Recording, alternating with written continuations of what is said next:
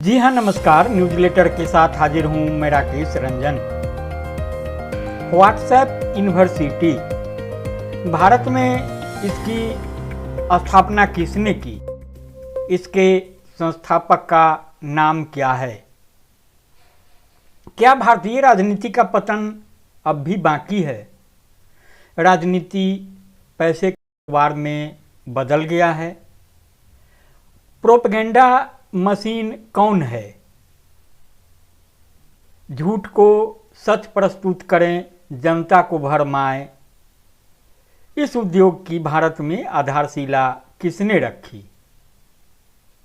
ऐसे बहुतेरे सवाल और जुड़ती यह बातें कि जो सच की तरह दिखाया जा रहा है उसे हूबहू वैसे ही न स्वीकार करें जैसे वह हमें दिखाया जा रहा है।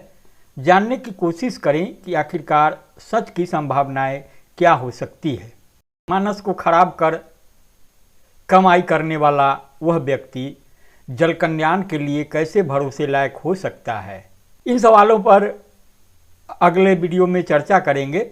फिल वक्त बात कर लेते हैं बिहार की यूपीएससी छात्रों के आंदोलन और उसमें जनसुराज के संस्थापक प्रशांत किशोर की एंट्री के बाद जो कुछ चर्चा हो रही है, राजनीति को लेकर तरह तरह की कयासबाजी और जो संभावनाएं तलाशी जा रही है, जो बातें कही जा रही है उसकी। सियासत में एक चांस बुलंदी पर ले जाता है और एक चूक नीचे गिरा देता है। प्रशांत किशोर के साथ यही हो रहा है। प्रशांत किशोर यानी पीके रणनीतिकार माने जाते हैं, मगर अपनी पार्टी के लिए रणनीति बनाने में चूक जा रहे हैं। परसों तक वे सियासी सुर्खियों में थे, दिन भर सुर्खियों में बने रहे।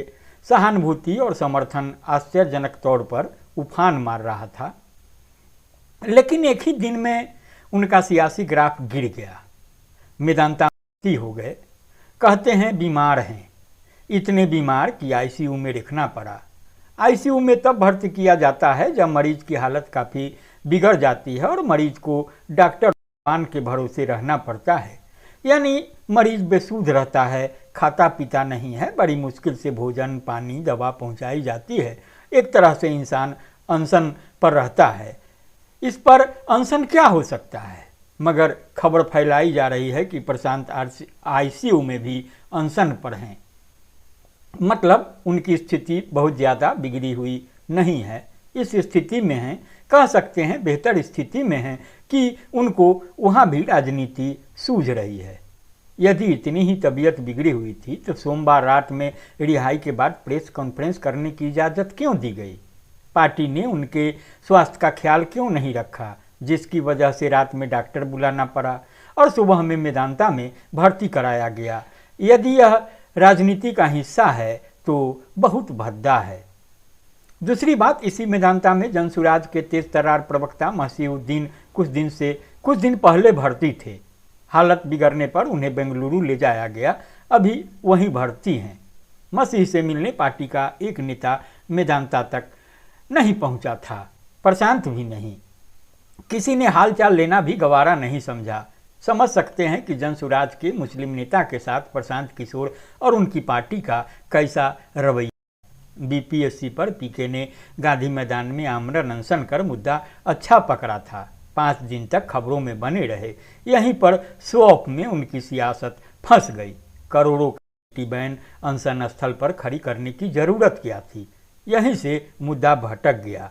अनशन के बदले बैन की चर्चा होने लगी। एक राष्ट्रीय चैनल की पत्रकार से बात करते हुए प्रशांत बुरी तरह उलझ गए। बैनेटी बैन अब उनके लिए जी का जंजाल बनता जा रहा है। नए नए खुलासे हो रहे हैं। तो गिरफ्तारी के वक्त पुलिस के एक अमला ने प्रशांत को थप्पड़ जड़ दिया, कथित रूप से थप्पड़ जड़ दिया। यह वीडियो वायरल है और पार्टी की ओर से भी यह कहा गया। थप्पड़ खाना पीके के लिए फायदे का सौदा था, पर इस ऊपर जनसुराज को बाहर से सहानुभूति मिल रही थी। पीके की विचारधारा से असहमति जताने वाले लोग भी थप्पड़ मामला में समर्थन में खड़े होने लगे थे। कई सियासी लोगों ने कहा कि राजनीतिक रूप से पसंद नापसंद अपनी जगह पर है, थप्पड़ जड़ने को लोकतंत्र में किसी भी कीमत पर बर्दाश्त नहीं किया जा सकता है। यह मुद्दा राजनीतिक वरदान साबित हो रहा था और परवान भी चल रहा था कि प्रशांत किशोर ने पुलिस द्वारा थप्पड़ मारने जाने से इनकार कर दिया। थप्पड़ खाने को शायद पीके ने अपनी इज्जत से जोड़ दिया। यह इनकी सियासी नासमझ थी। यह कैसे रणनीतिकार हैं, समझ से परे है। कहते हैं कि पीएम मोदी, ममता बनर्जी, फलनमा ढेकनवा को हम पीएम सीएम बनाए। नरेंद्र मोदी पीएम बनने से पहले सीएम नहीं थे। ममता बनर्जी नीतीश कुमार को पहली बार सीएम बनाए या पहले से यह लोग सीएम थे। यूपी में कांग्रेस का सीएम नहीं था। कहाँ प्रशांत कामयाब हुए, वहाँ इनकी राजनीतिक फेल हो गई। बने हुए को बनाना कमाल की बात नहीं है। पीके 80 के दशक के मौलाना सैयद अब्दुल्ला बुखारी हैं। देश के पहले रणनीतिकार वही थे। हवाओं का रुख भाप कर मुसलमानों को कभी कांग्रेस कभी जनता पार्टी के खिलाफ कर देते थे। बाद में देश का मुसलमान समझ गया और बुखारी की रणनीति पीटती चली गई। प्रशांत एक दिन में क्रांति लाने के प्रयास में है। आईसीयू में अनशन कोई समझदारी की बात नहीं है। सिर्फ खबर के लिए अपनी जान और पार्टी को जोखिम में डालना कौन सी समझदारी है। राजनीति के लिए समय भागा नहीं जा रहा है। हाँ, बनी बनाई सहानुभूति जरूर खो देंगे। प्रशांत की सेहत को लेकर हमारी भी चिंता है। बच्चों जैसी हरकत से बाज आना चाहिए। ये था सिराज अनवर का विश्लेषण। सिराज अनवर बिहार के वरिष्ठ पत्रकार हैं, बहुचर्चित बहुप्रसारित मासिक पत्रिका मंथन के संपादक हैं, मंथन समूह के ग्रुप एडिटर भी होते हैं।